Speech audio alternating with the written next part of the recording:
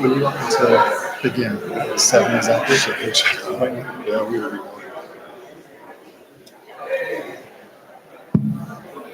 Good evening, everyone. Good evening. Thank you so much for coming out tonight to be part of this event. I want to invite you to find your way to your seats in the pews, and if you don't already, to get a card and a pen so that as questions come up for you, you're able to submit those to our greeters who will be going around and collecting those during the first part of this time together. Before we kind of launch into the event and Paul explains the format, let's just take a moment to pause and gather our hearts in prayer before God.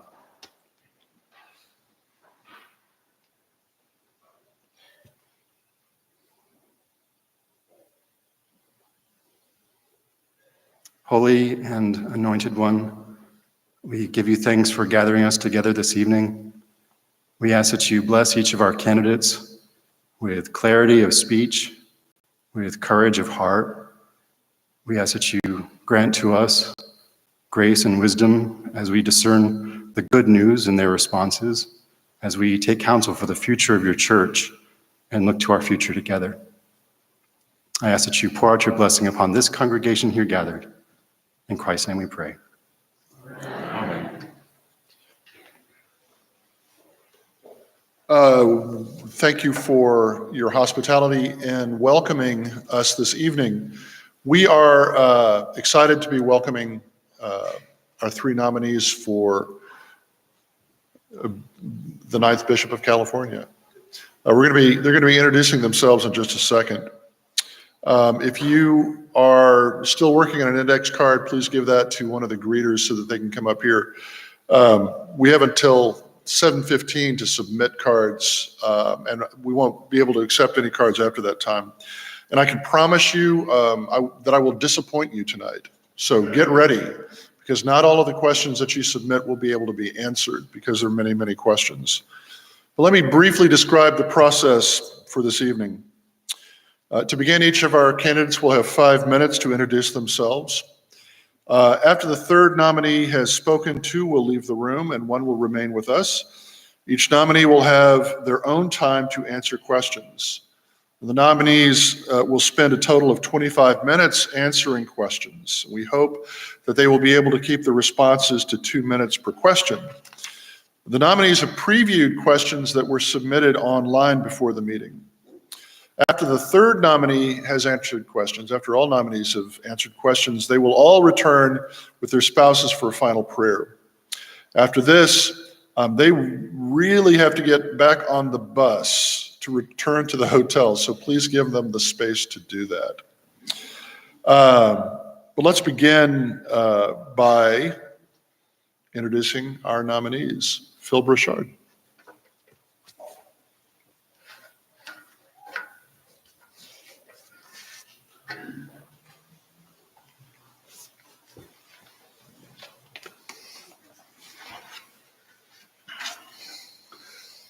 Good evening.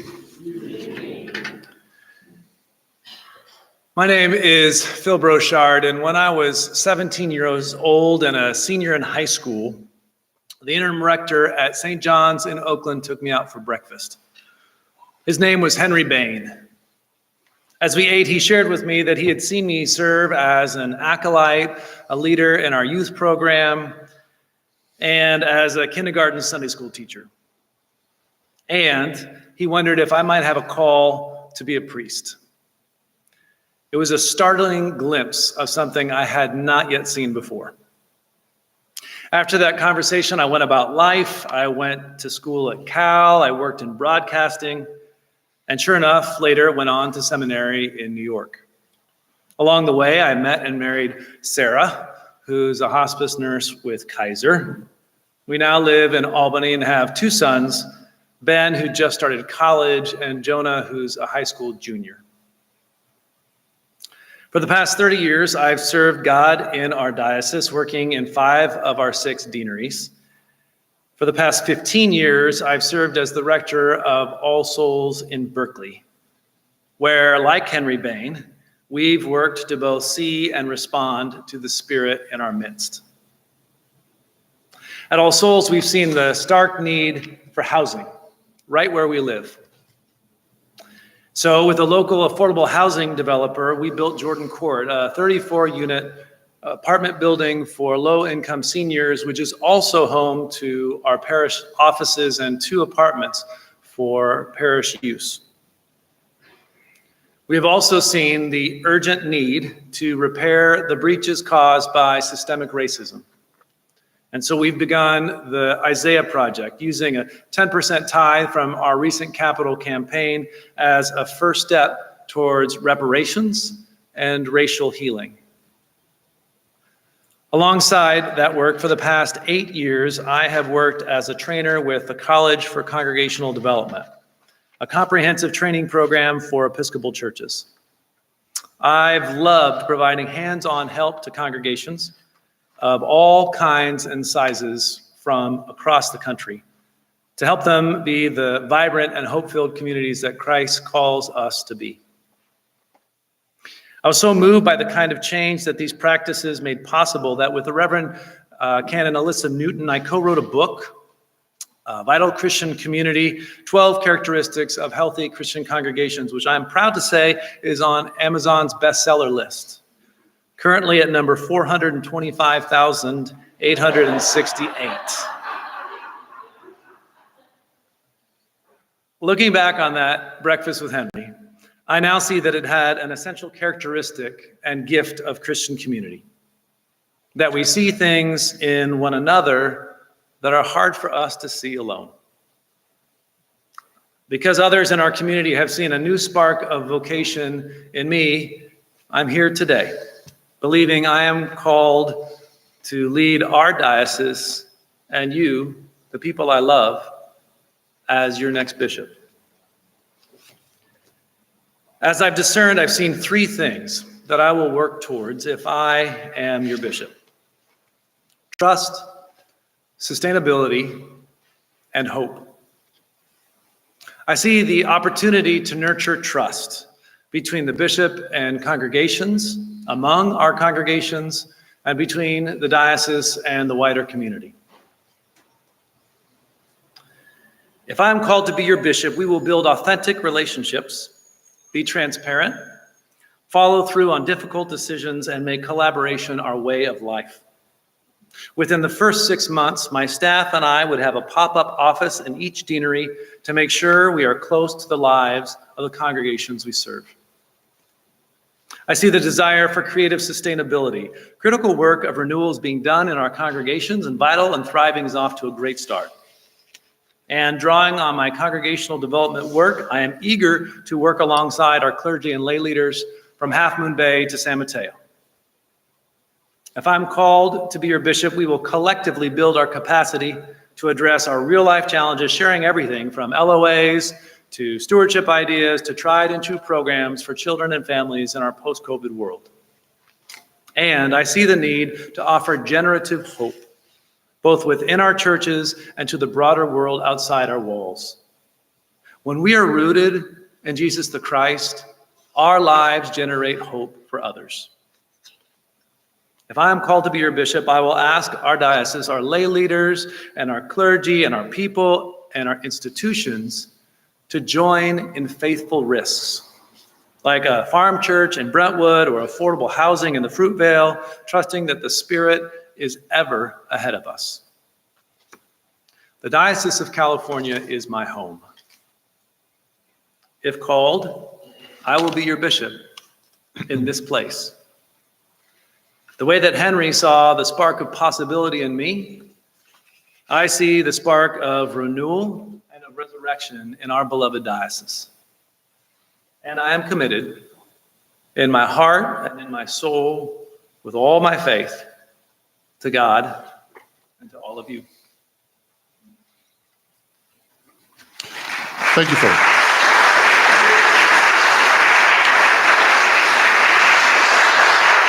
I'm Austin Rios.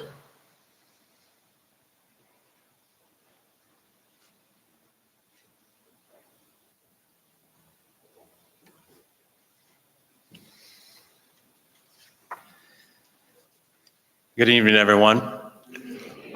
Before I begin, I just want to say thanks to my wife, Malia, and also to my daughter, Asia, who's watching at home in Rome, but probably not tomorrow now that I think about it, but I thank her anyway. Greetings, dear friends and siblings in Christ. I'm the Reverend Austin Keith Rios, and I am thankful to be in discernment with you about this important next chapter in the diocese's life. I'm here with you tonight because I believe in the transformative power of the gospel. And I have seen the way that incarnating its promise in diverse, local contexts can remake the world. No problem, Mike. Thanks.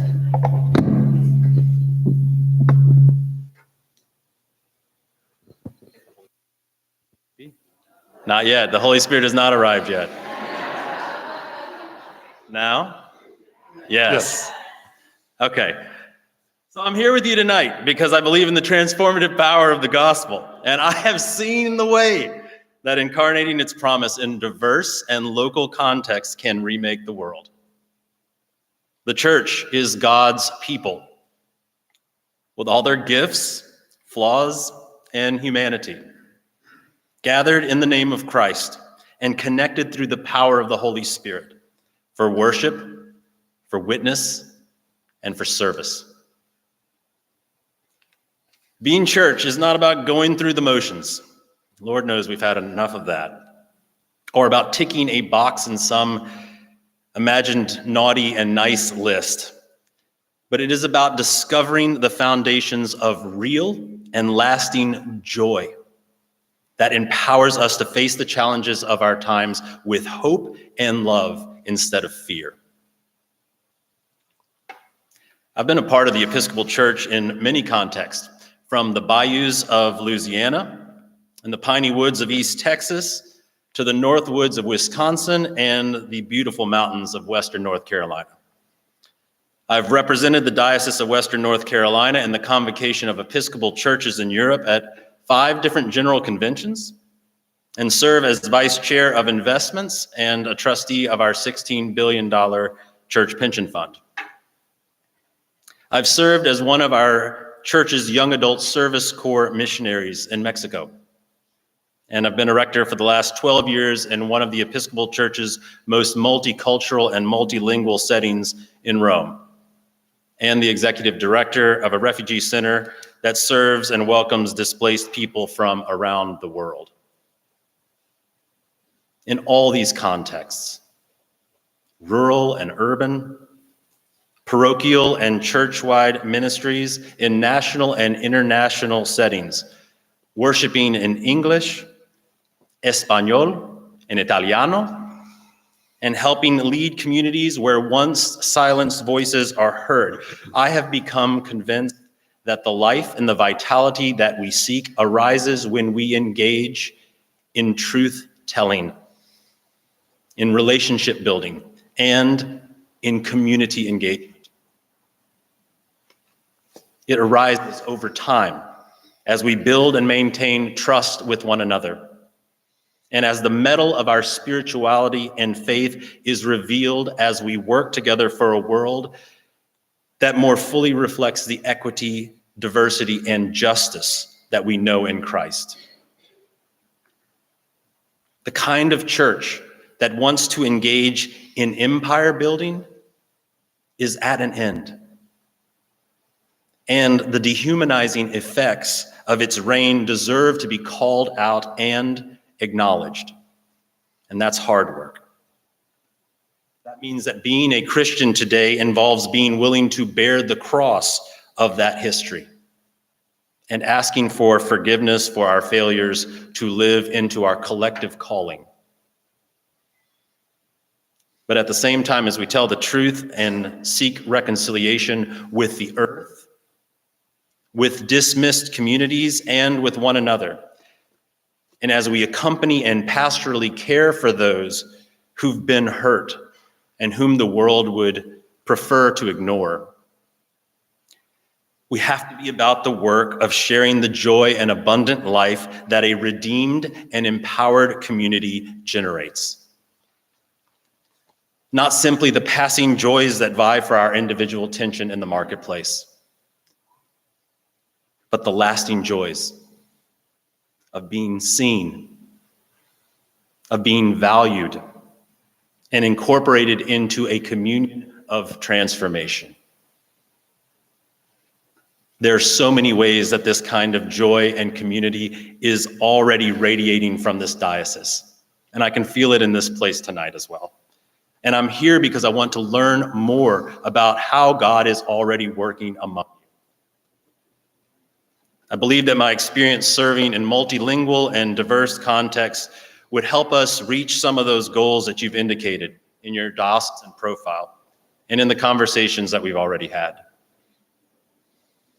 I'm convinced that a healthy diocese begins with healthy congregations who understand themselves to be both locally responsive and connected to the larger body. I believe that each of us are called in baptism to a life fed from the living water of Christ, and that the orders of ministry exist to enable health and balance in our common calling. I'm persuaded that using the gifts that we've been given in our centers of power to connect us to the transformation and life that is so often found on the margins, that is holy and it is healing work. Jesus said in John 10:10 that he came so that we might have life and have it in abundance. This is a life that we must access through prayer, worship, and community. And then if we want to keep experiencing it, we've got to share it beyond ourselves for it to begin to heal the divisions that keep us from addressing the real and pressing challenges before us. Only together can we pursue racial reconciliation. Only together can we avoid the death of our planet and visiting climate ills upon the poorest and the most vulnerable in God's creation. Only together can we make the legacy of our faith about hope, love, inclusion, and beloved community instead of hurt, domination, and disenfranchisement. I want to explore and to celebrate that life with you. I want to laugh with you, weep with you, walk with you, listen to you, and dance with you, march with you, lead with you, and be part of what God is doing now and what God will yet do in the Bay Area. If you share this vision of a relational, connected community of transformation in Christ, then I'm for you. Thank you. Augusta Anderson.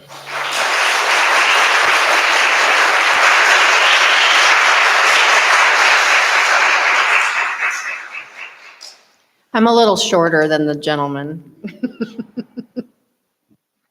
Good evening. I am so honored to be here with you this evening.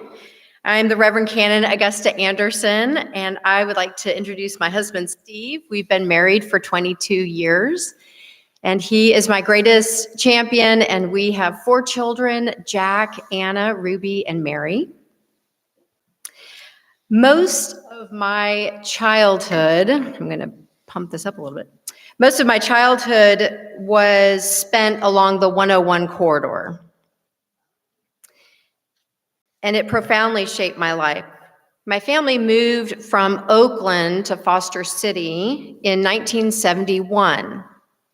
And in 1974, after serving as assistant at St. Peter's in Redwood City, my father along with a handful of intrepid families, restarted St. Ambrose in Foster City.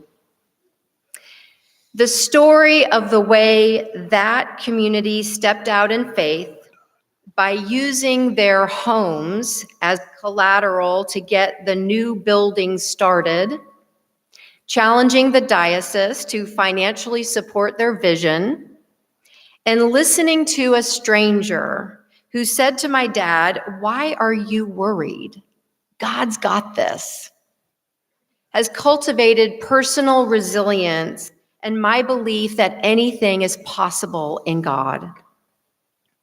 I believe my California roots deeply connect me to the story of the diocese, and I trust that I am equipped with the gifts and character that you are looking for in your next bishop. In particular, as canon to the ordinary, I have firsthand experience with what it takes to lead and serve a diocese. I have worked directly with a bishop and every governing body that participates in diocesan ministry and oversight. I have been in the room when hard decisions were made, whether property matters or pastoral discipline. I have guided over 40 transitions in our diocese, and I have equipped scores of congregations to be vital and thriving. And my favorite part of what I do is walking alongside clergy and lay leaders through conflict. Because ultimately it's about relationships, clarity, trust, and reconciliation. Above all, I am persuaded to offer myself because this diocese knew me when I was still being formed in my mother's womb, and you have been calling me home ever since. My vision for this diocese begins with reclaiming the basics of first century missionary church and then applying it to our 21st century context. I invite us to consider three things: embrace the joy of the apostles, focus on building community, and continue to boldly advocate mercy, justice, and belonging. One question I asked the search committee this summer was, what do you do as a diocese to have fun? And here's why I asked. I believe that along with gratitude, humility, and hope, joy is what inspires and sustains our ministries. In 1939, J.R.R. Tolkien wrote an essay on fairy stories, in which he perceived the essence of joy as a sudden and miraculous grace, which does not deny the existence of sorrow and failure, but rather it denies universal final defeat. For Tolkien, the gospel story begins and ends in joy. The work before us is urgent, and the apostles teach us that choosing joy in the face of our challenges is the antidote to despair or bitterness. I believe we need to reclaim joy because it is what grounds our ministries of justice and equity in Jesus. Joy also inspires us to build and extend community. We live in a time where an unprecedented number of people experience acute isolation. And there is a deep hunger for third places, those spaces and communities apart from home and work where people find meaning and acceptance and love without judgment or condemnation. I believe Diocal is uniquely poised to be a third place. Finally, we are called to keep going out, serving the neighbor and stranger alike, relentlessly pursuing justice, equity, and belonging for all.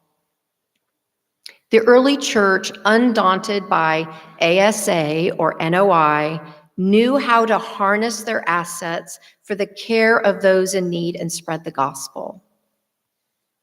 And so I leave you with a quote from retired Bishop Gene Robinson that has guided my life for years. If we are not joyful every day, how will the world know that the news we have is good? Thank you. Thank you. I'll ask Augusta and Austin and their spouses to leave. And Phil, if you would approach. I want to let you know this evening that our questions are organized under roughly 5 categories, exactly 5 categories. The first is equity, diversity, and inclusion. Second, church growth and evangelism. The third, management and financial challenges. The fourth, diocesan ministry, discernment, creation care, and social ministry. And finally, leadership, trust, and governance. Phil, the first question.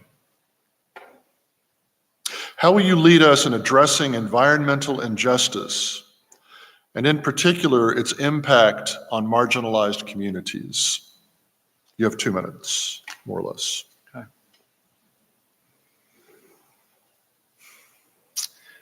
This will be one of the defining questions of our generation and the generations to come. And I am convinced that our children and our grandchildren will be looking back on this time and asking, what happened?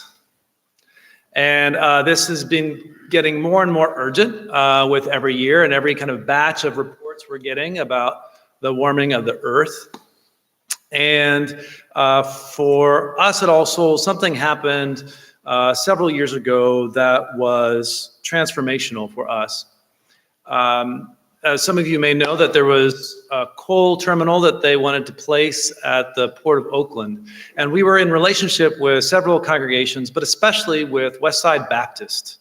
And so they reached out to us and said, this is going to be disastrous for our community. We already have really high rates of asthma, higher than any other space in our area. And we cannot do this alone.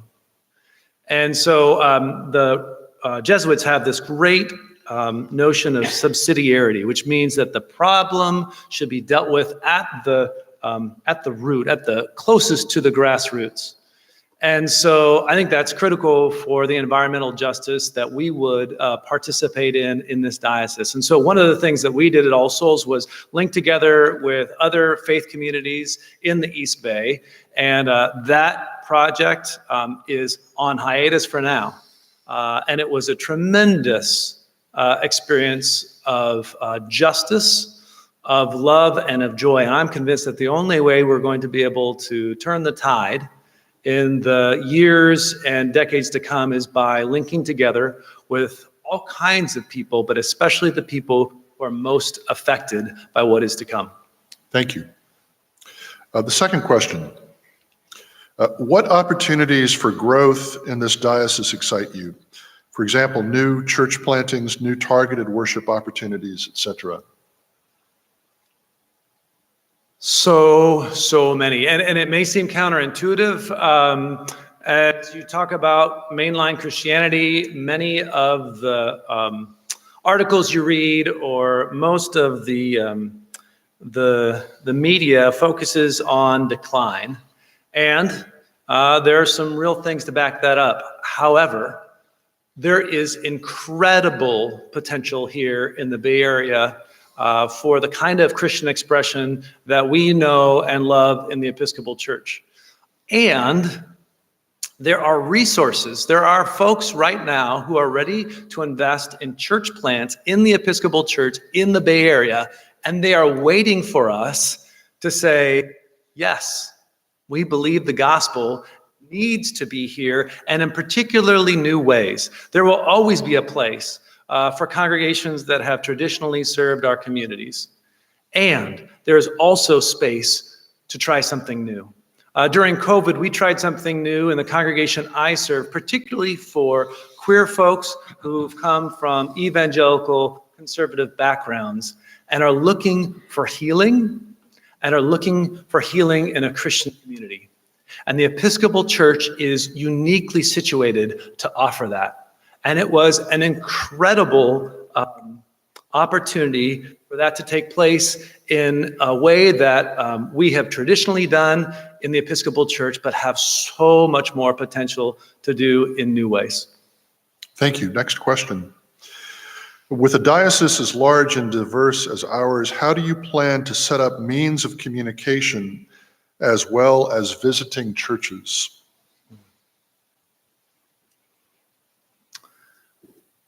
As a diocese, it's my experience, having been here for a while, that we have relied more than has been healthy for us on a model that was very similar to like a hub and spoke, and particularly putting the pressure on the bishop for decades. And there was not enough lateral communication and relationship building. Bishop Mark has shared a number of times, and maybe he shared this here, that when he came from Alabama, he saw that one of the great gifts of the Bay Area, the gift of entrepreneurship, and entrepreneurship is everywhere in this particular locale, but the gift of entrepreneurship sometimes, the shadow side has been that we go it alone. And that is not the way of the gospel. And so there is a lot of possibility in being able to, and we need to be able to grow our relationships between congregations, and particularly find ways to communicate with one another that are different from what we have done for a long time. And particularly with our congregations, where English is not the only language. We have begun that work in our diocese, and we have a lot more to go. Our diocesan convention, for instance, a couple weeks ago, was incredible in many ways, particularly around multilingual worship and translation into Spanish. And that was so hard fought, and we have a lot of room to grow. Thank you. Next question. As bishop, how do you envision vocational discernment?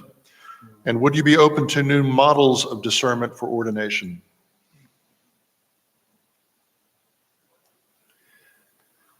If we are not open to new models of discernment for ordination, we are not being the church that we say we are.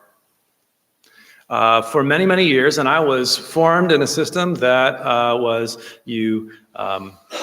you have gone to get your bachelor's degree, right? This is a requirement in the Episcopal Church, and then you go away to seminary, which means uprooting yourself and family members that you have, and you take on potentially a lot of debt because seminary education is an expensive proposition.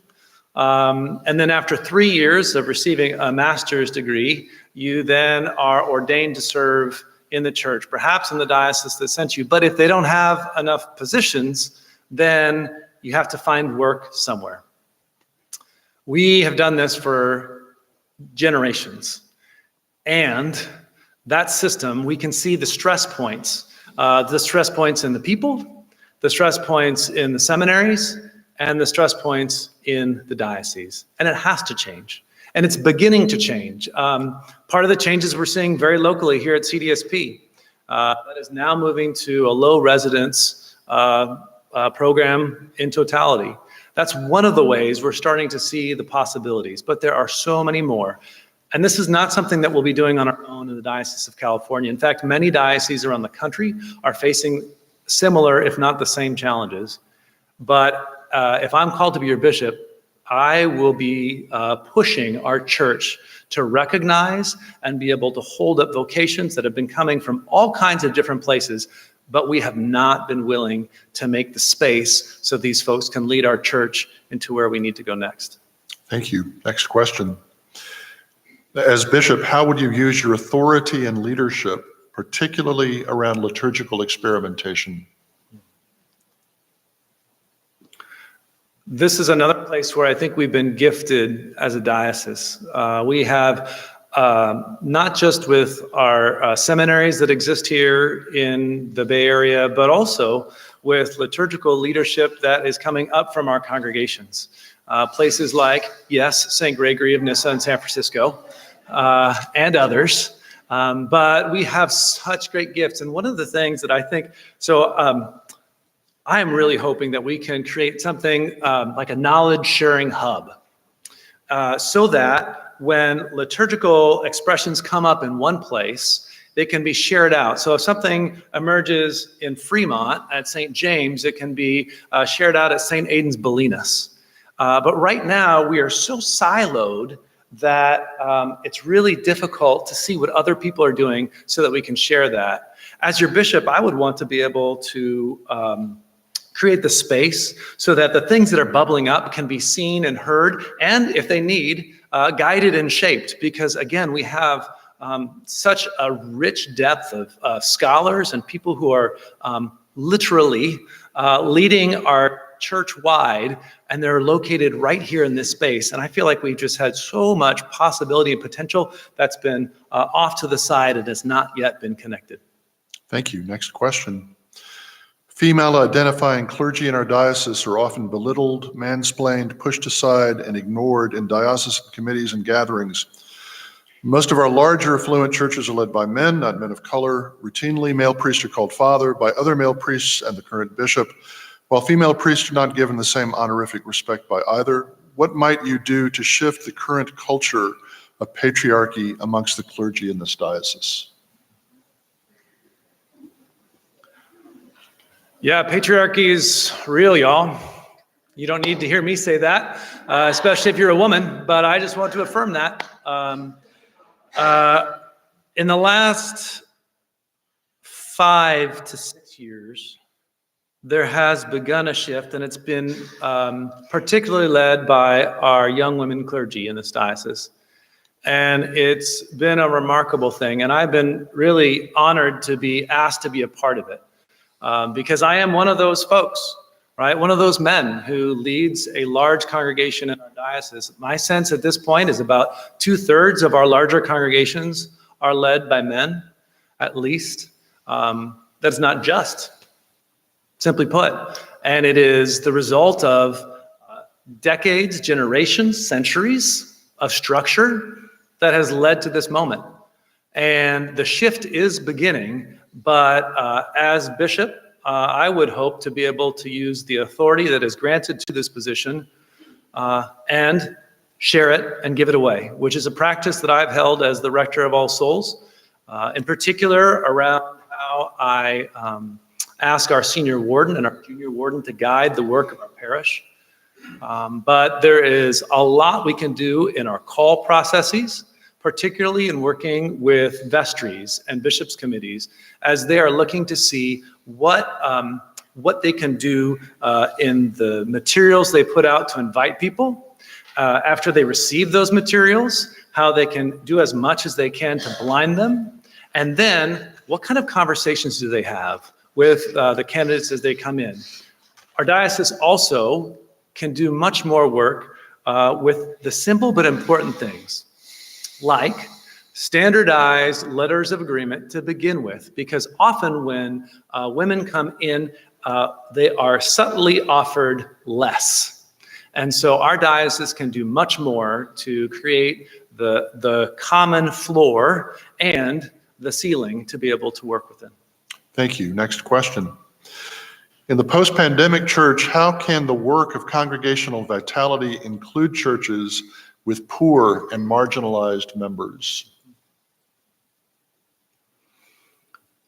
So I've been in conversation with some of our congregations who have traditionally and for a long time felt marginalized, who specifically are working with Vital and Thriving. And I've been really encouraged to hear the leaders of these congregations feel like there's a seat at the table in this program that has been really hard to come by.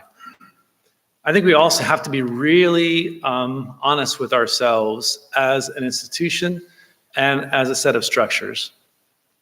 We have a really terrible history in our diocese, particularly with those who have acted on the part of the bishop's office selling property out from under congregations, and not working in the best interests of those that we have held responsibility for.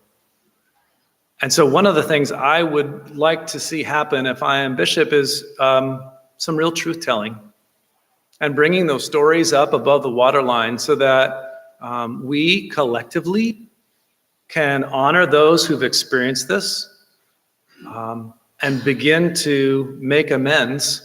And by making amends, actually start to shift the way that we understand our use of resources. And I don't just mean the assessments that come in to, say, our diocesan budget. I also mean the way that we, and I put myself in this space, we in congregations that have traditionally had resources and means, understand ourselves fundamentally to belong to one another. Next question. How would you relate to and work with a team in the diocesan office to equip lay people and parishes? This is some of the most fun work that I've done in the church. I think you might have heard me in my intro talk about the work I've done with the College for Congregational Development. It's a movement across the Episcopal Church from Washington to New York to Atlanta, Chicago. It's all over the Episcopal Church. And it has a core tenet, which is that this is not a training program just for clergy. It's intended to be a training program for teams and specifically for lay people. And there is this incredible sense of empowerment that I've seen time and time again when you bring a group of people together and you say, number one, you are a leader in your church. And a lot of times it's unbelievable to me. And even people who are serving on vestry, and sometimes even people who are serving as wardens say, oh, no, I'm not a leader because I don't have a collar. And one of the most important things we do is say, yes, you are a leader. And here are tools and practices that are reliable that you can use in your place to help it be more vital, effective, and faithful. So some of these tools are already being used in ways in this diocese like that are happening through Vital and Thriving. Others can be used. And I am really excited. One of the things that I have great joy, I love leading like vestry retreats. I love training people in how to understand their congregational story. It's kind of like marketing, but from a Christian perspective of being able to recognize the joy you have, see where that joy has emanated from historically or how it's resonated in Scripture so that you can then share that with the people in your neighborhood or in your city. And so these are some of the things that I think that get often caught up in people like me who've been ordained. And one of the shifts that's happening in the church right now is this realization that it can't, and that the real possibility in our church happens when everybody understands their place in the work. Thank you. Next question. Our canons very specifically speak of a special relationship between the bishop and the deacon. How would you interpret and embrace this canon? That's something that is specific to the relationship of that of bishop and deacon, and it's something that as a parish priest, I actually was a little bit envious of. Because there's this sense of participating in something together that the bishop and the deacons can have. The deacons in our diocese are in the midst of a transformation, and one that I have great hope for. The formation now led by someone from this deanery, the Venerable Reverend Haley McKeefrey Delmas, who's done a lot of work with a seminary called Bexley. There's this new possibility for formation, and what I would hope as bishop is to be able to have many, many more deacons, and many more deacons in different places in life. The way that we have set up our formation up to this point has largely been folks who are retired and are older, and I think that's a fantastic thing, and I want it to expand. For folks who are working, folks who have, say, young kids in the home and have the ability and have this call, they have this burning call to be able to bring, as we say, the church to the world and the world to the church. And so as the bishop, there's a particular responsibility, a particular authority, but even more than that, there should be a particular affection and warmth of relationship in inviting and asking our deacons to participate in the congregations and in the diocesan life that right now we're hoping for, but has not yet fully been known. Thank you. Next question. Tell us about a time in your leadership role when you had to discern and choose between competing priorities, both of which were necessary and holy, and what happened?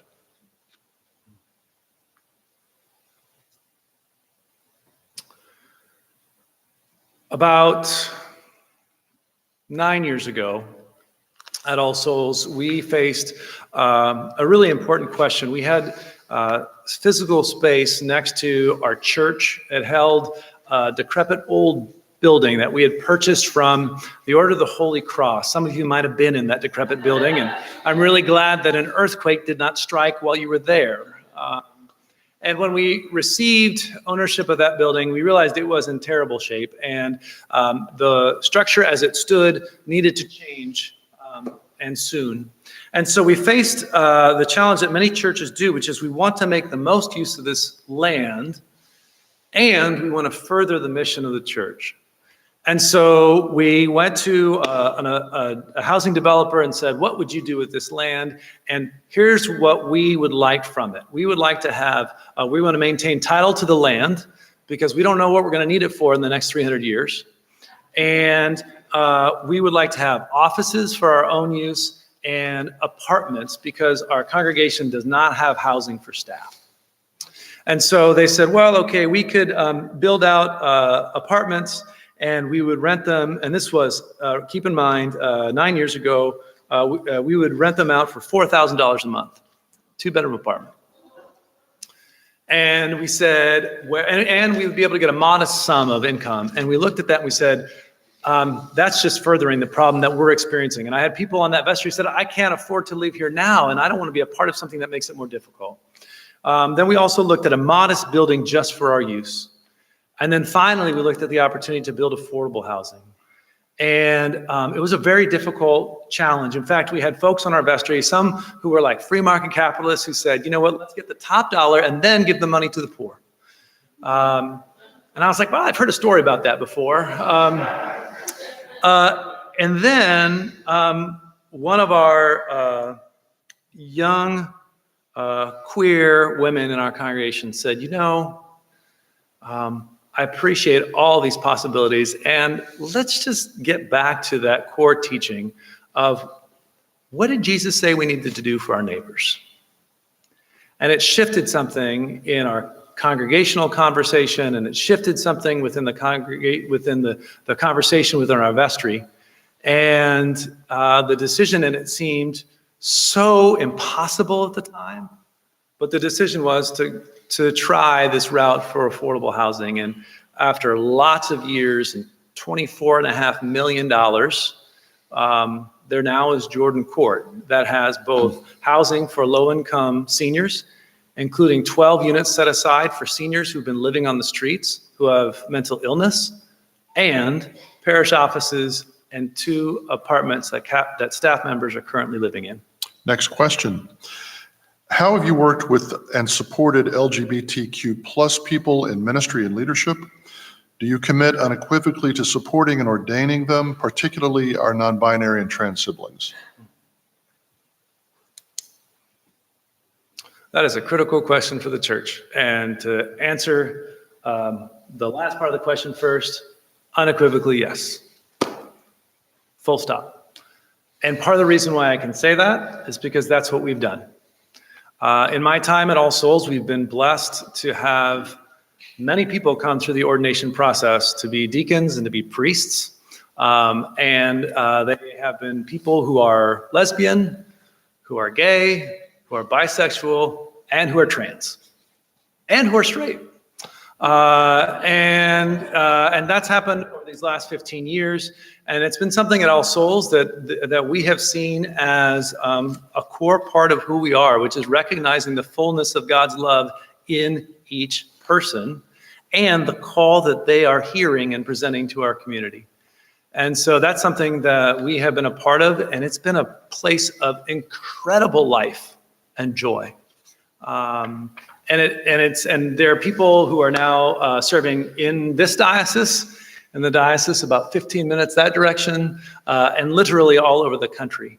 And it's been something that I think actually we don't spend a whole lot of time thinking of at All Souls because it has become so normative.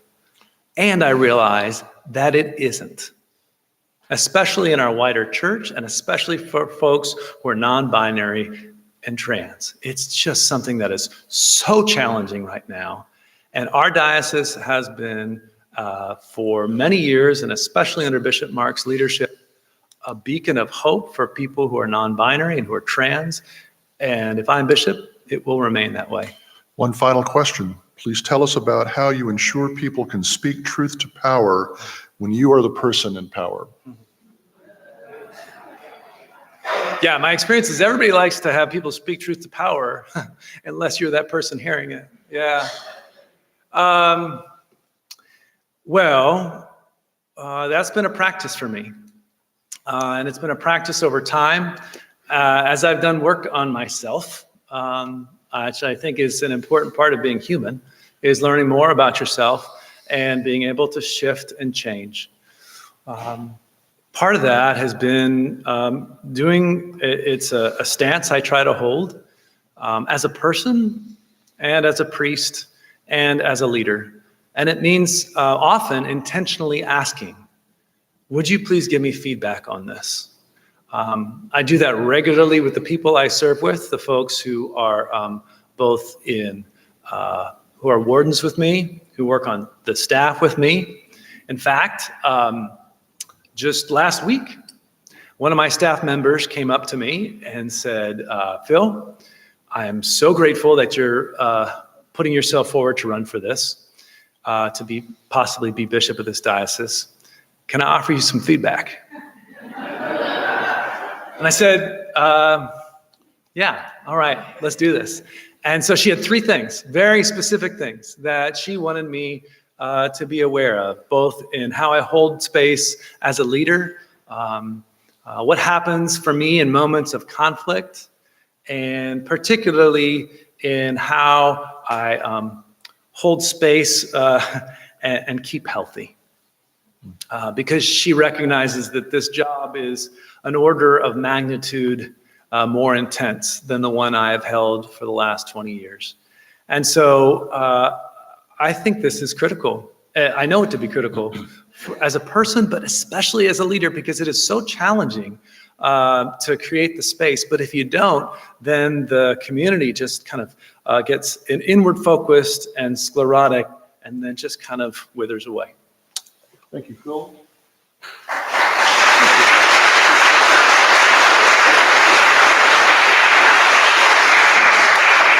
Why don't we stand up and take a stretch break while our next candidate nominee is brought before us.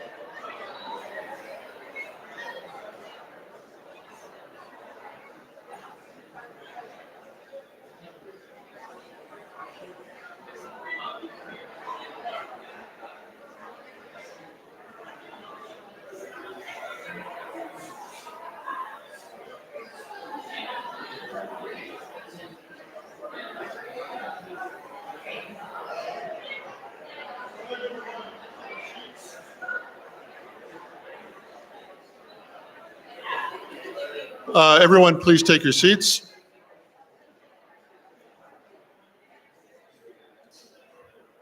Let us be down sitting.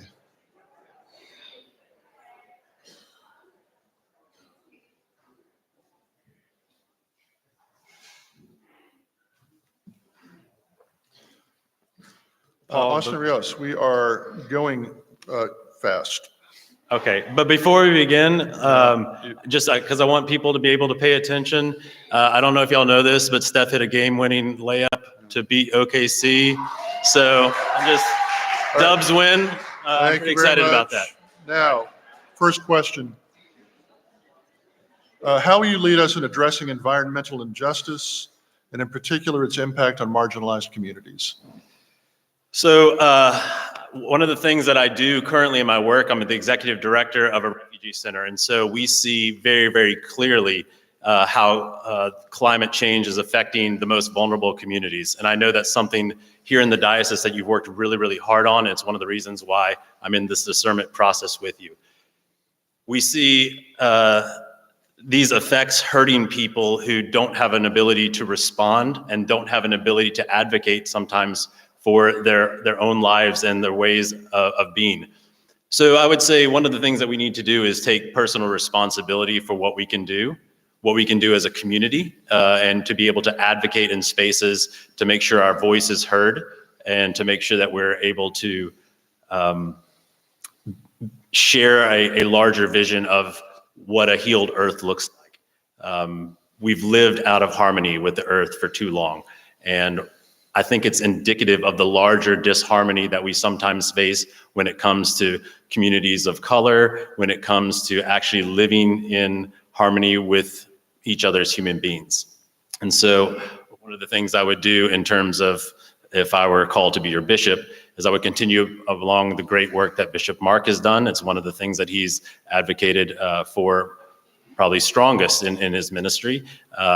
I wouldn't do so as much maybe on the international stage as much as I would do in coming alongside you, but I would make sure that we were able to do that together. And I think the more that you are in conversation with the communities that are most affected, the more you learn how to serve them.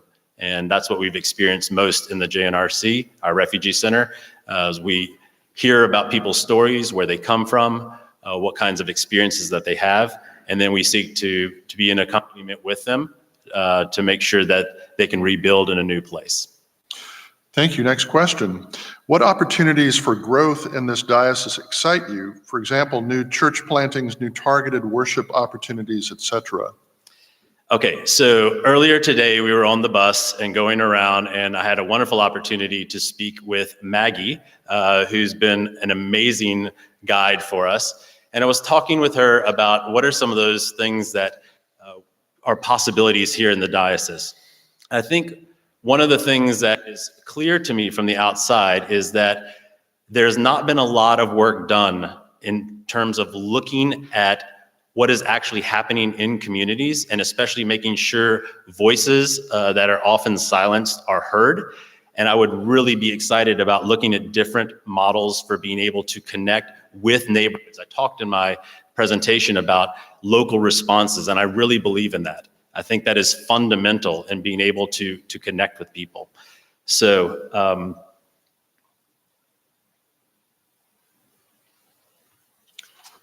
Sorry.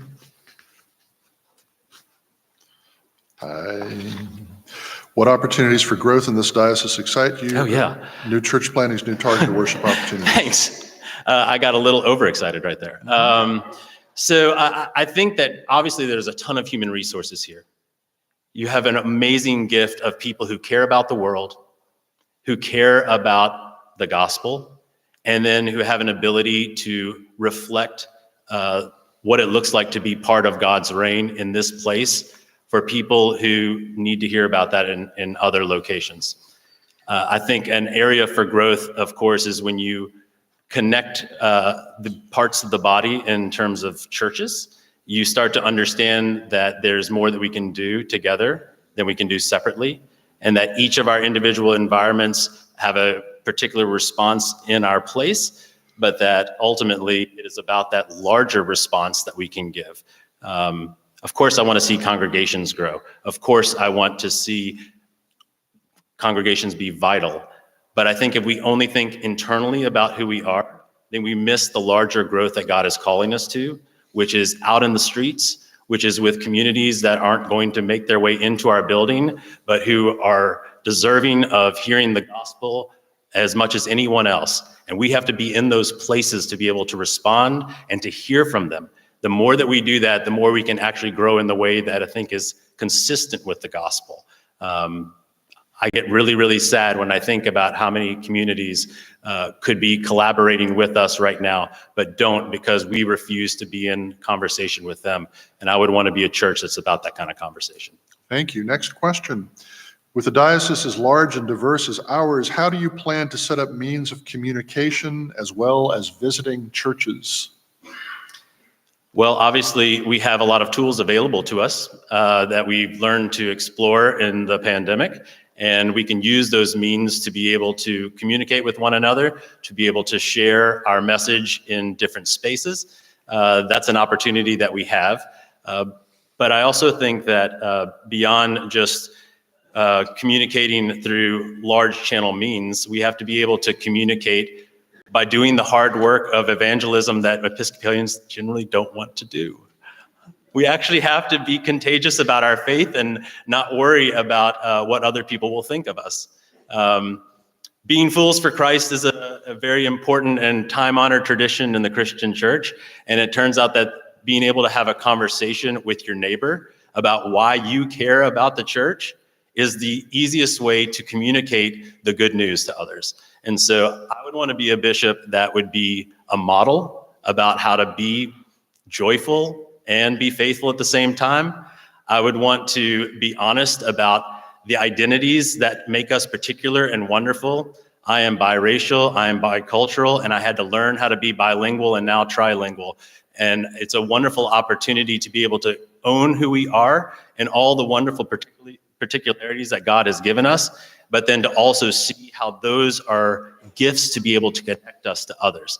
And so I would use the diocesan office in terms of communications. I would use the different means available, but I believe in being relational and being incarnational. And so I would want to be in conversation with you in this place. I want to hear about what God is doing here in Menlo Park. And I want to be able to partner with you to be able to encourage and resource that ministry. So visits and making sure that that is a more than once a year or once every 2 year kind of a official visit, but it's something that it's actually being in conversation more frequently with your clergy people and also with your key lay leaders in the diocese. I'd really want to be about that. Thank you. Next question. As bishop, how do you envision vocational discernment? And would you be open to new models of discernment for ordination? So I wouldn't say I came to being ordained kicking and screaming, but I did have to be encouraged by people all along the way, including my bishop in the Diocese of Western North Carolina, and including many, many friends and trusted wisdom sources who saw in me something that I couldn't see in myself at first. I grew up in the church. I was formed in youth ministry. I've been a youth leader, but as far as being an ordained person, I went through a process that was not traditional. And because of that, I am very open to non-traditional processes. I think there's so many ways in which through an ordination process for all kinds of clergy, you can figure out a way to speak the gospel in this time. We are, unfortunately, in the Episcopal Church, sometimes still victims to our colonial past and our desire to privilege certain voices over others. So as a bishop, I would be very, very intentional about making sure that our ordination processes were open to people of all languages. There were people of all identities and gender expressions. I would want to make sure that the full multiplicity of what the body of Christ is would be part of that ordination process.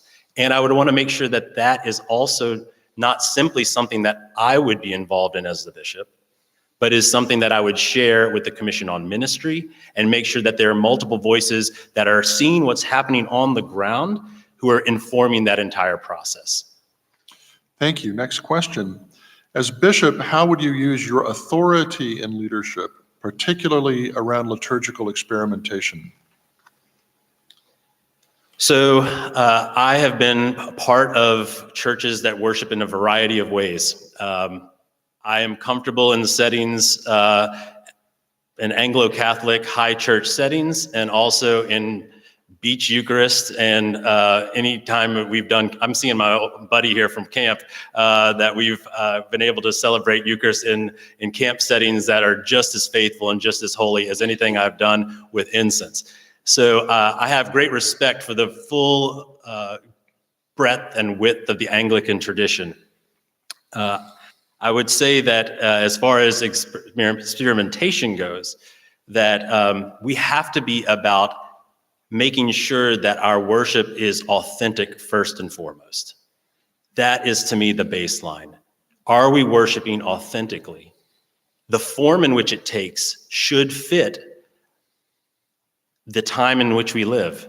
The language should be free from all of the baggage of the past, as much as we can do so. And at the same time, as we know, words are comforting.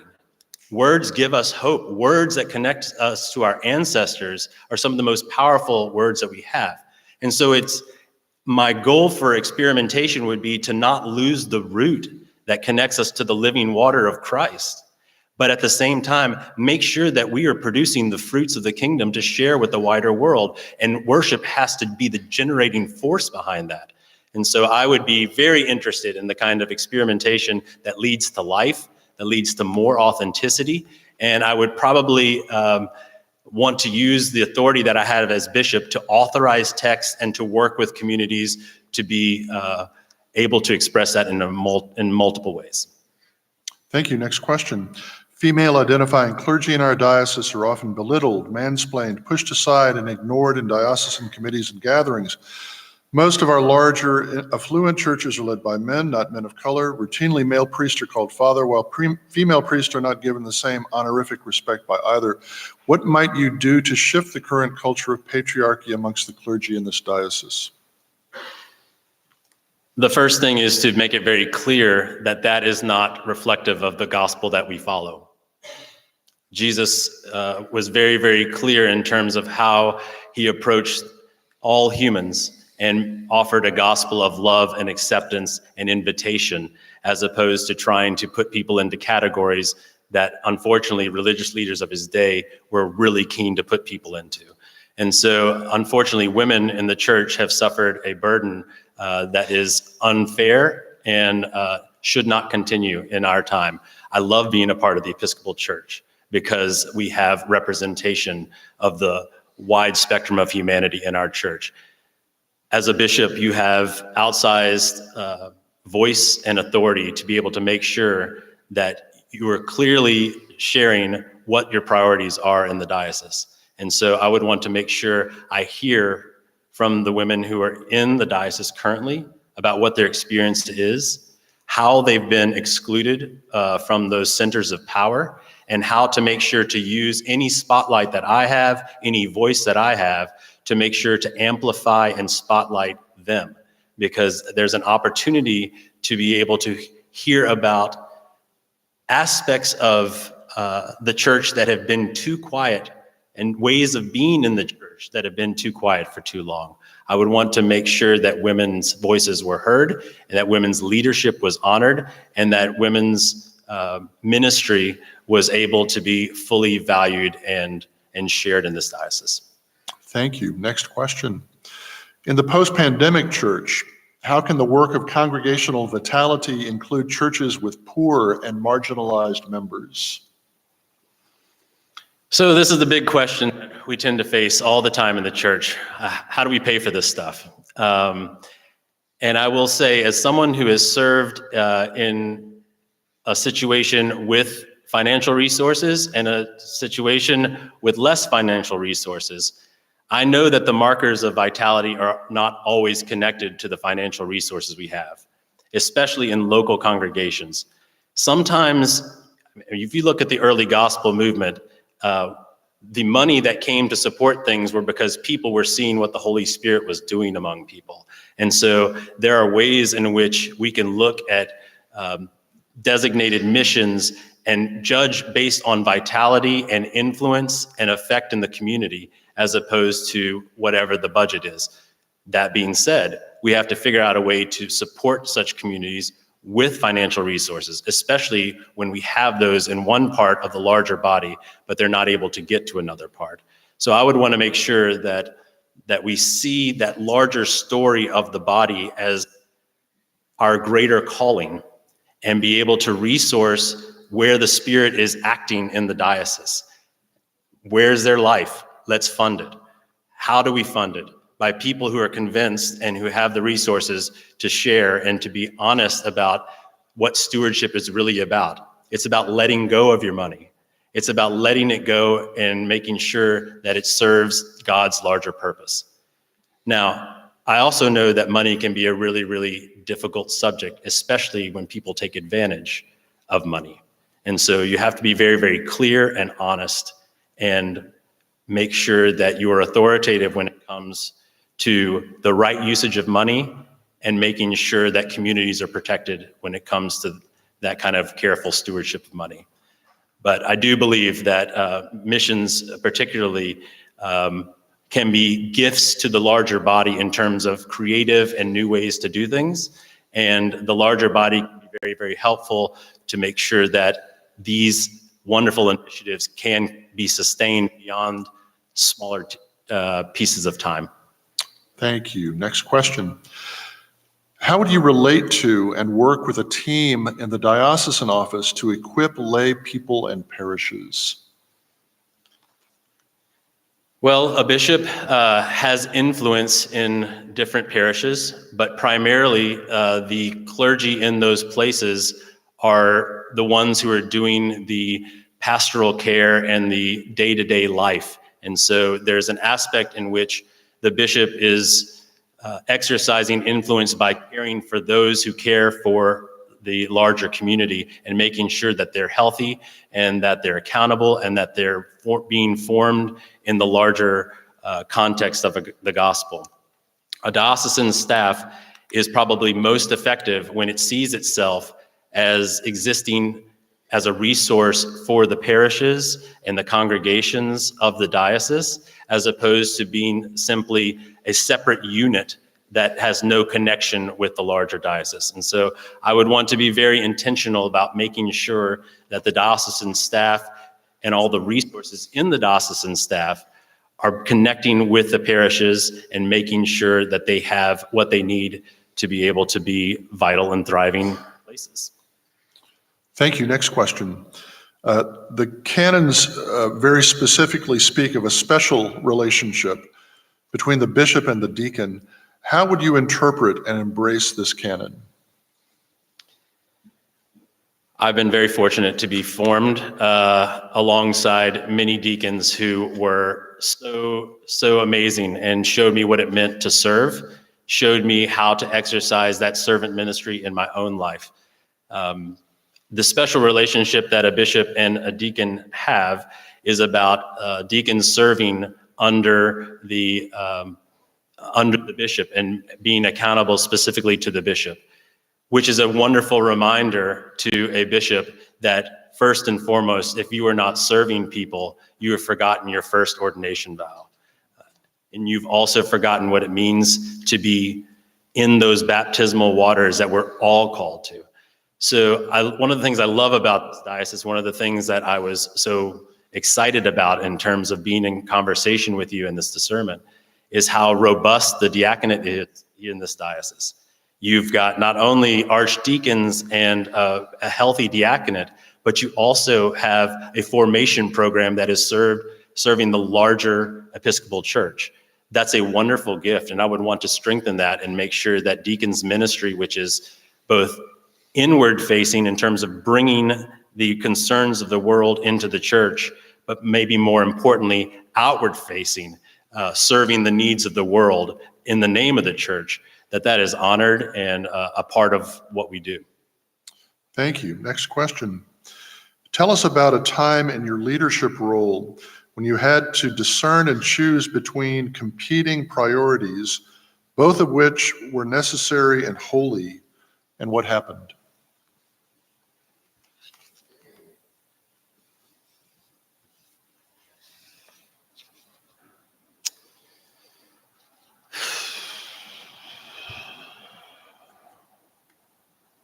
I think you always have to make hard decisions in the church. I think that's when you're dealing with deep things that matter to people, you have to make hard decisions sometimes. We look at our budgets and say we have this much that we're able to spend to be able to resource things well. How does that money get spent? Does it get spent on youth and young adults? Does it get spent on outreach? Does it get spent on maintenance in the body? These are decisions that we have to make all the time in the church, both in vestries and as priests and also as the larger body. I remember there's times with our JNRC in which we don't get any outside funding from the state or from the government or from anything. It's all private money that we have to raise and the money that we have to pay from the congregation. And there are times in which the budget can feel like it's running thin, and it might be tempting to try to focus inwardly and just make sure that we maintain what we have. But we've never wavered on the fact that if we lose the service of others, particularly the witness that we have in the refugee center, then we will be losing the heart of who we are. And so I would say the competing priorities of do you serve the interior maintenance of the body, or do you make sure that you are serving the larger mission? They're ones that we have to wrestle with all the time and wrestle with faithfully. So we've done that at St. Paul's within the walls in Rome, and it's something that we've held up in when it comes to the mission of the JNRC. Thank you. Next question. How have you worked with and supported LGBTQ plus people in ministry and leadership? Do you commit unequivocally to supporting and ordaining them, particularly our non-binary and trans siblings? This is the easiest question. Yes. How have I supported in the past? I've been very intentional since early in my ministry to make sure that the love of God knows no bounds, and I'm very, very clear about what I mean by that in terms of advocacy and also just my own human engagement. When I was at La Capilla, I served on the diocesan staff in Western North Carolina, the same staff that Augusta is on. And I served also at La Capilla, which is a Spanish-speaking church in the diocese.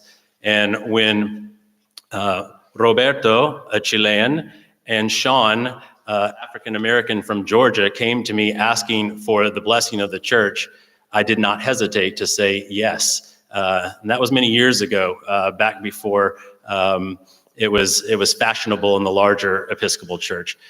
Because I know that God is present in that relationship. I know that God's blessing is present among all peoples. And so the answer, as I said, is yes. And I would like to continue to build upon the work that I've already done.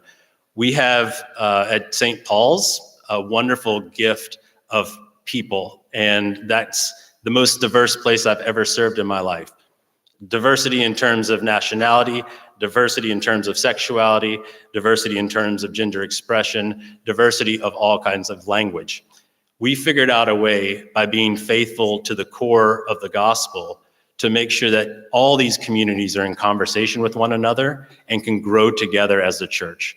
And I think this diocese has done some amazing work that is it's praiseworthy in the larger church. And I would want to keep extending that and making sure that this place and this entire church is seen as a safe and welcome place for all. Thank you. Final question. Please tell us about how you ensure people can speak truth to power when you are the person in power. Well, if people are going to speak, then someone has to listen. And I would say that one of the best things that people in authority and in power can do, if you really want to heal the world and you want to be about the change that Christ calls us to, is to listen. It does not mean that we're going to get everything right. It does not mean that we won't disagree about things. And sometimes one can listen and not hear. I think what Christ calls us to is to a kind of listening that is not about waiting to talk or add our voice always, but to hear what the other is saying, and not just the words that another person uses. Because anyone who's aware of relational dynamics knows that when we share words, we're often sharing deep hurts. We're sharing a larger story that goes beyond just our individual lives, but also our families, generations. So listening on the deep level, especially when voices have not been fully represented, that is one of the most important things a leader can do. Because if you do not, there's no way to actually lead. If you do not have buy-in from the larger community, there is no way to go forward together. And Christ only calls us to go forward together, not individually. Thank you, Austin.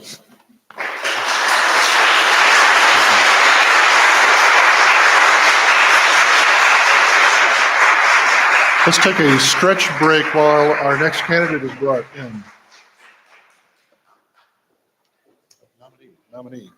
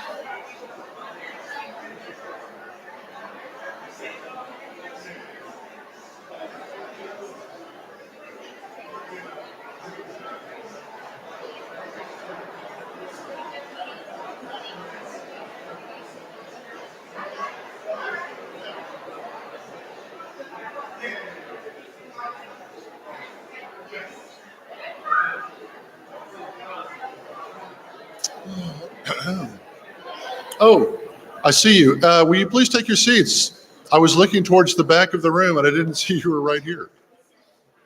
Oh, there you are. Okay, remember I'm short. Yeah, that's fine.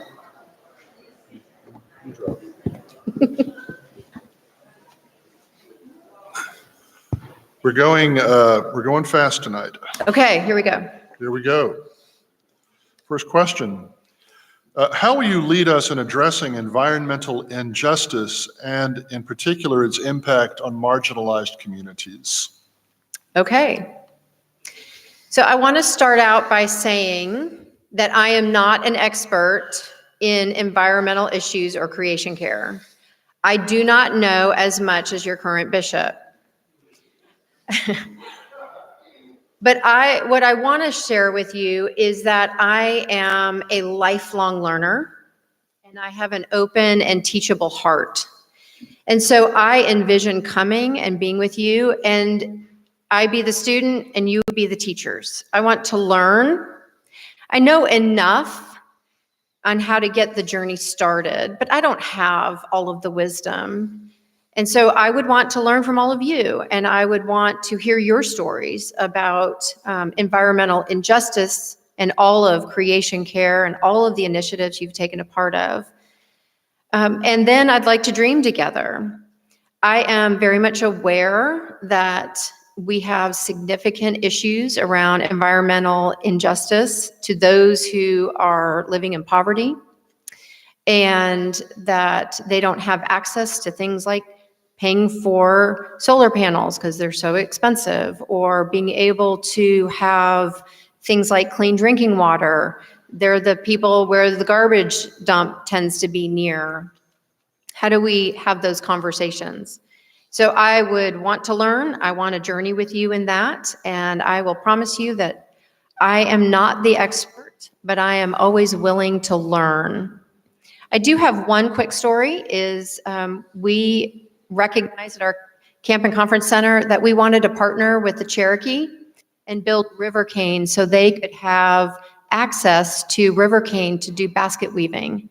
So we created a way of partnering with the Eastern Band of the Cherokee Indian at our Camp and Conference Center so they could have access to river cane. Thank you. Next question. What opportunities for growth in this diocese excite you? For example, new church plantings, new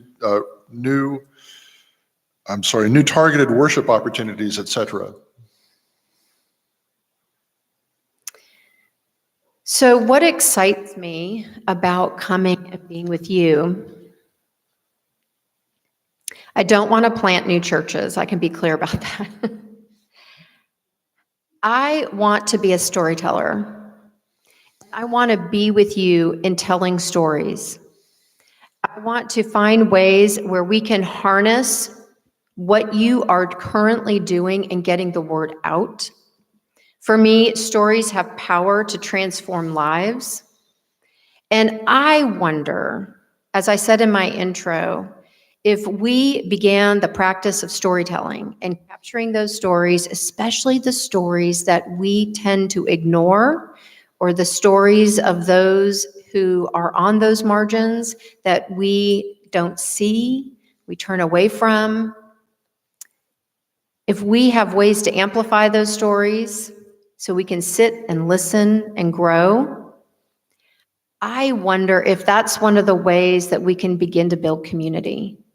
I wonder if that's one of the ways that people start to find that third place where they can belong and they can tell their story from their pit of their core so that they can be accepted and they can be known and they can be cherished and loved. We love to tell stories in Western North Carolina. One of the things I invite you to go and learn and enjoy is what we call our Barrier Breaker series, where we went out and captured the stories of all of our people of color in leadership and in ministry in our local parishes. And we created a learning series where they just told their story. Why do they go to church? Why do they participate in the Episcopal Church? I invite you to check out Barrier Breakers, the series. Thank you. Next question.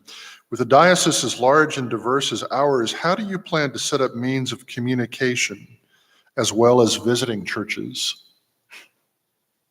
A helicopter?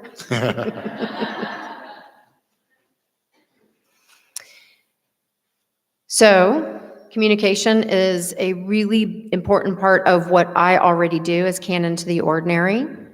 I would want to work with the diocesan team, those that are paid on the team, and build a volunteer team of communicators. There's an interesting flow of communication that we've got to somehow break down so that we can really build those connections and really identify where the breakdown of communication can be.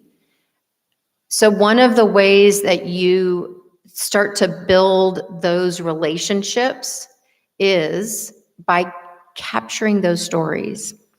So I envision when you make a parish visit when I were to make a parish visit. And I come here and I hear about an interesting program, ministry, initiative. Having somebody with me who can photograph it, get introduced to the people who started it, get their contact information, write a story, publish the story either on Facebook, Instagram, e-news, print. So it starts with the bishop in those visits, bringing members of a team and hearing and noticing the story and then getting the story out. That is one way to build communication and build those connections. There's a whole lot of other ways, but that's one of the ones that I can think of right now. Thank you. Next question. As bishop, how do you envision vocational discernment? And would you be open to new models of discernment for ordination? Yes. So another big thing that I do as canon of the ordinary is I am the train conductor for our ordination process for holy orders. So I'm going to speak to that first, and then I'll talk a little bit about just discernment and empowering lay ministry. So when you look at the canons of the church, the ordination process is a really big, broad framework. There are just a few requirements for the discernment process for holy orders. And a small example is you actually don't need a bachelor's degree to be a priest. You have to be proficient in the canonical areas in order to be ordained. You have to demonstrate proficiency. Well, how do we do that? How can we be nimble and adaptive to meet our current context for those who feel the calling of the Spirit within them so that they can be ordained icons and leaders in our parish communities? So how would we adapt that? How would we create opportunities for learning and formation that isn't traditional? I'm not opposed to traditional formation, going to residential seminaries, but I would want us to be adaptable and nimble, and I have some experience with that. I also think it's equally vital that we provide opportunities for lay formation. I know you did this here, and we certainly did it in Western North Carolina, but we had an annual mission and ministry conference. And we would have 400 to 500 people from across the diocese, and they would come and do workshops, and they would send teams. And it would be everything from children's formation to stewardship to creation care, and we would worship. We'd have a keynote speaker. We have got to equip our lay leaders for serving in our congregations as well, and raise them both to be at the same place of importance and value. Thank you. Next question. As bishop, how would you use your authority in leadership, particularly around liturgical experimentation? From the one who's at St. Gregory of Nyssa. So authority and leadership are two different things. You can be a leader without formal authority, and you can have tremendous authority and not be regarded as a leader. We see this everywhere, especially in the political sphere, regardless of what side of the aisle you're on.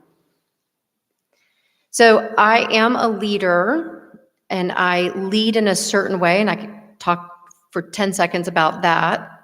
But I'm also endowed with authority. I'm entrusted with authority from the bishop, from the diocese, from my colleagues, and all of the groups that I work with. The way I lead using authority is that it's mutual and it's shared. As I said earlier, I am not the expert in everything, nor should I be. I have some experience. You all have experience in many, many things. My job is to pull everyone's voices to the table so that together we can become creative, we can risk and experiment, we can try something and fail, and then pivot and reflect on what didn't work and try it again in a new way. So for me, leadership and authority can be connected, but they're not necessarily identical. So authority needs to be shared, and I have to be respectful and careful and thoughtful. And leadership is about a relationship. It's about building mutuality. It's being held accountable by others, and me lovingly holding others accountable so that we can ask for forgiveness when we make mistakes and build those relationships of trust and play and mutuality. Thank you. Next question. Female identifying clergy in our diocese are often belittled, mansplained, pushed aside, and ignored in diocesan committees and gatherings. Most of our larger affluent churches are led by men, not men of color. Routinely, male priests are called father, while female priests are not given the same honorific respect by either. What might you do to shift the current culture of patriarchy amongst the clergy in this diocese? You could start by electing a female bishop. You just handed me that. It was handed, and I could just.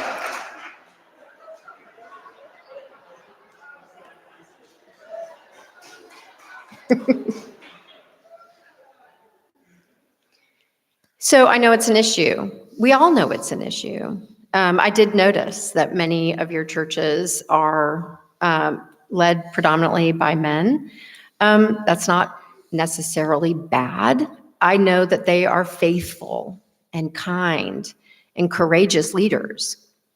But how do we raise up women, people of color, those from other marginalized communities, people who might have that might be blind, have sight impairment, or any other piece of their being that is different, that is unique, that is special? I think we blend humility and compassion with truth-telling. I am really firm that I don't want to shame anyone. And so I would rather build a relationship with anyone in the diocese, and especially those who are really wrestling with either gender, human sexuality, other forms of their own sense of being and how they find themselves butting up against their perception of other. And so how do you gently invite people to be their better selves? We start by just showing up, being a little vulnerable yourself, not overly judging, trying to keep that demon at bay, and with kindness, inviting people to get to know you. And as you can slowly do that, and especially as a woman leader, I find that I'm able to build those coalitions and relationships and have relationships of mutual respect. Thank you. Next question. In the post-pandemic church, how can the work of congregational vitality include churches with poor and marginalized members? Well, you need to go and ask them. If you're part of a diocesan leadership group engaged in vitality or church growth or development or stewardship, you need to go and sit with those communities and then ask them, how would you define vitality? How would you define growth? What is it that is your deepest hunger? What is your deepest wish, your deepest yearning? And then you go from there. You equip them to name the gifts that are in their space already. Get them to take agency around what they're already doing and celebrating that. And then begin to identify a number of different resources that would fit their context. Get them to help build the process. And so that's a journey. It's not a quick fix. There's a lot of big issues out there, and there's very few quick fixes. It's called the adaptive work over the long haul. And we have to stay in the game. We have to stay in the journey and be prepared for adapting, for taking a risk, taking a chance, learning, and then pivoting and adapting again. Thank you. Next question. How would you relate to and work with a team in the diocesan office to equip lay people and parishes? So in our current context in Western North Carolina, the mandate for everyone, including myself, is that we are missionaries out in the field. That's the way we see ourselves in our work. So even though I have a desk and I often work from it, much of my work is out in the diocese. Part of my portfolio is working with parishes in transition. So I'm meeting with every vestry and every discernment committee in our diocese. We don't use consultants, nothing wrong with a consultant, but I do everything. I often go in and meet with parishes in conflict between clergy and leadership. I also go when they're struggling. Other things are good, but they're struggling with their finances or they're struggling with growth, and then listen to their stories and then bring in a team. I would expect that of the rest of the diocesan staff, that part of their job is to get out of their homes if they work from home, and to get out of the office in the city and get into the deaneries, get into the parishes. So if you're youth or formation or your stewardship or you are finance, I need you in these congregations meeting with leadership and meeting with the clergy to say, what is it that you need, and not hiding away at home or in the offices. So it's a missional approach, and I would coach them. I would encourage them to say, this is part of how I would like to use your gifts if you want to be a part of this team, but this is the new approach. We're going to go out and we're going to connect in the local context. Thank you. Next question. The canons very specifically speak of a special relationship between the bishop and the deacon. How would you interpret and embrace this canon? So how I have seen it play out in my current context. We have a robust diaconate. We value the ministry of deacon. Our bishop attends an annual retreat with our deacons. It's a one night overnight. It's a Friday night to a Saturday because most of our deacons work. Deacons are appointed to serve in parishes, and the bishop spends time with almost every deacon throughout the course of a year to connect with them and with the archdeacon, who's also having a relationship with all the deacons. How are they doing? How is their ministry context? What's happening in their personal life? What resources do you need to grow? Is your current placement meeting your gifts? How's the relationship with the rector that you serve under, the clergy you serve under? I would envision building that relationship, equipping them, and designing some sort of robust diaconal discernment process. We visited Holy Family in Half Moon Bay earlier today, and I think he was the senior warden, Yes. the guy who looks like Santa Claus. I just wonder, there was an interesting charism. He's going to hear this and be like, oh my goodness. He had an interesting charism about him. If I was here, I'd want to sit down and ask him, tell me about your journey. I see something in you. You've got a spark. Doesn't mean you're meant for diaconal ministry, but you're serving in this way. Can we talk about it? Maybe it's going to be a robust lay leadership, and we need to say that is absolutely where you need to be. How can we equip you? But getting out there and connecting and asking those questions. Thank you. Next question. Tell us about a time in your leadership role when you had to discern and choose between competing priorities, both of which are necessary and holy, and what happened? Sorry, can you say that one more time? Yes. Tell us about a time in your leadership role when you had to discern and choose between competing priorities, both of which were necessary and holy, and what happened? Okay, here's one that was just recent. So I don't know if this is true in DioCal. I think it is because I think I read some stories about it. Trying to recruit people, identify people for leadership positions in the diocese, executive council, standing committee, fiscal ministries or finance committee, commission on ministry. Oftentimes it's hard to see people raise their hand and say, I'd like to do something. So we're constantly recruiting, constantly looking, who did I see at this church that there's something interesting about them. I wonder if they'd be great on this committee or that committee. We value and want members of our Latino communities to be an active part of our leadership team. So I asked and called our missioner for Latino ministries and said, who in your communities that you serve might be a great fit for Commission on Ministry? So he had called 2 people and their lives were too busy, so they couldn't do it. Then he called 2 more people and he sent me the bios.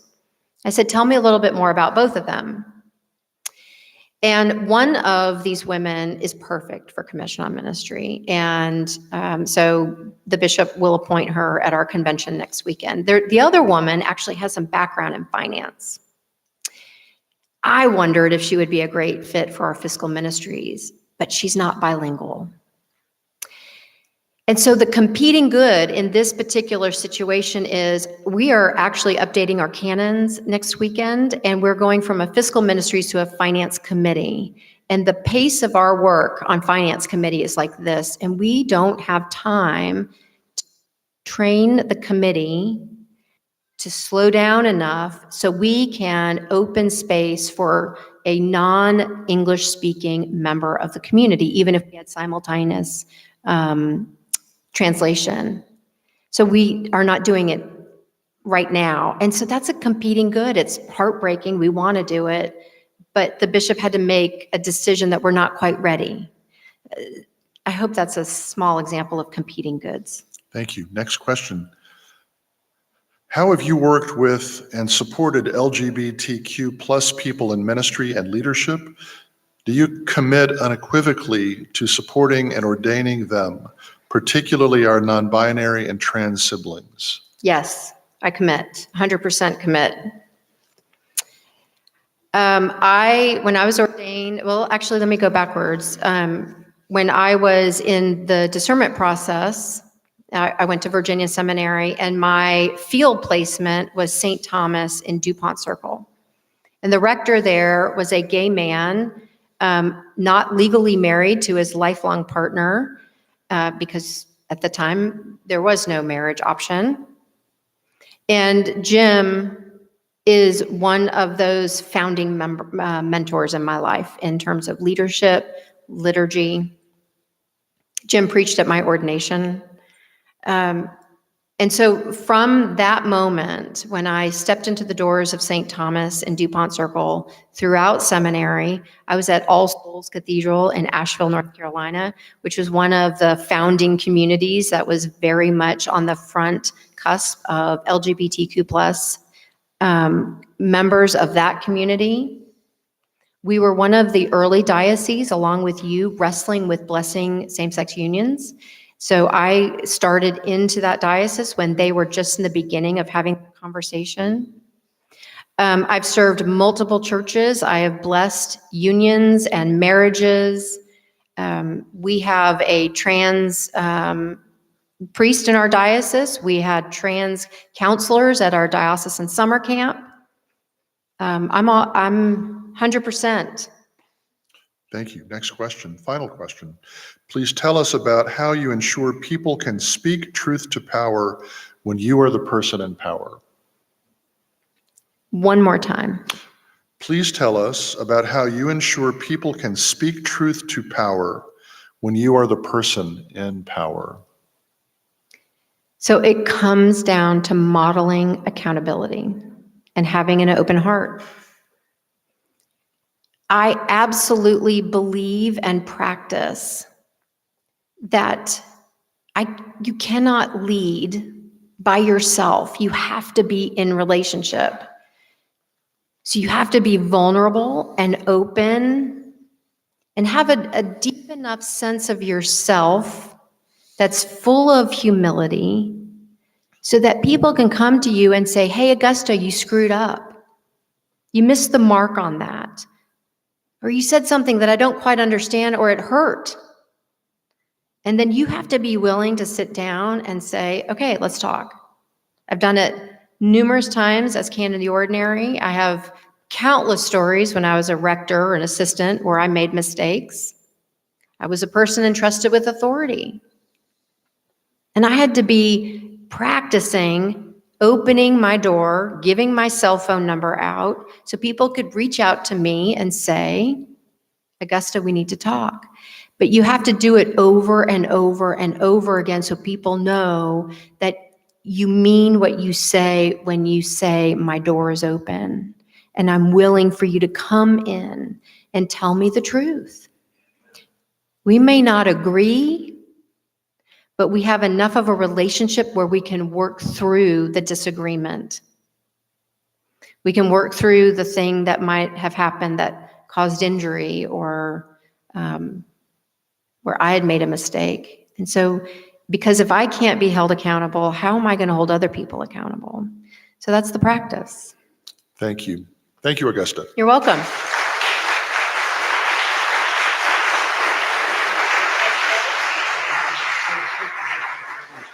Can the other nominees please return?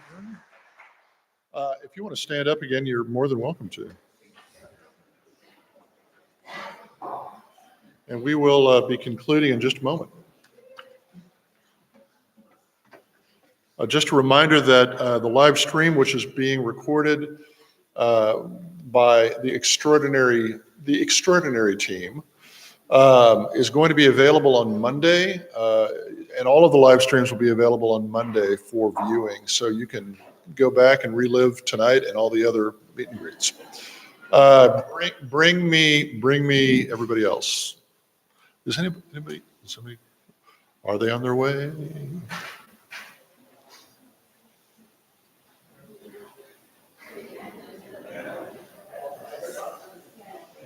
I can feel their presence.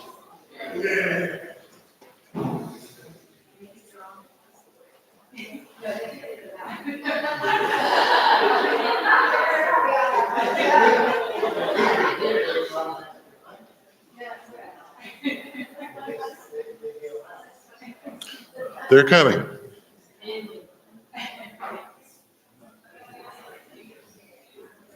They're very near.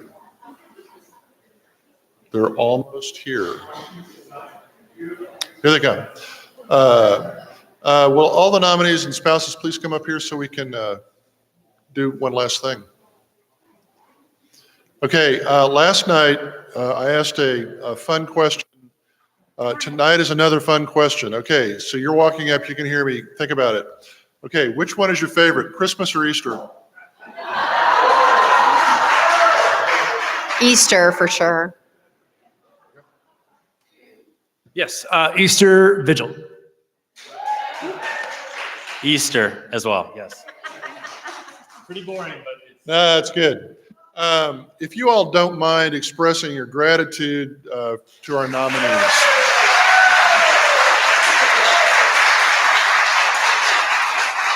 And their spouses. And we will conclude our time together by praying the prayer that is used at the service of ordination for a bishop. May God be with you. Let us pray. O God of unchangeable power and eternal light, look favorably on your whole church, that wonderful and sacred mystery. By the effectual working of your providence, carry out in tranquility the plan of salvation. Let the whole world see and know that things which were cast down are being raised up, and things which had grown old are being made new, and that all things are being brought to their perfection by him through whom all things were made, your Son, Jesus Christ our Lord, who lives and reigns with you in the unity of the Holy Spirit, one God, forever and ever. Amen. I'm going to ask the candidates to move to the back of the room so you can get on the bus relatively quickly. And thank you all for being with us tonight. Safe travels home, and we'll see you in church.